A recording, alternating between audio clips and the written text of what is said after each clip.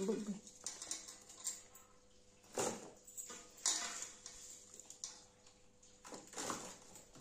किती घातली साखर? अर्धा किलो. लिंब 20. आणि मीठ कब्बर. साखर आणि मीठच घालायचं का? चटणी. लाल तिखट. लाल तिखट थोडं टाकायचं. लाल तिखट 2 चमचे. हो 2 चमचे. छान होते मग लोणचं. किती बी दिवस राहते. वर्षभर राहते. वर्षभर. वर्ष राहते.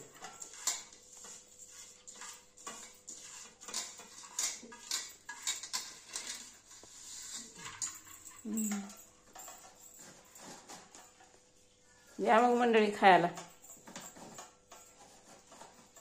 आईने घातले लोणचं.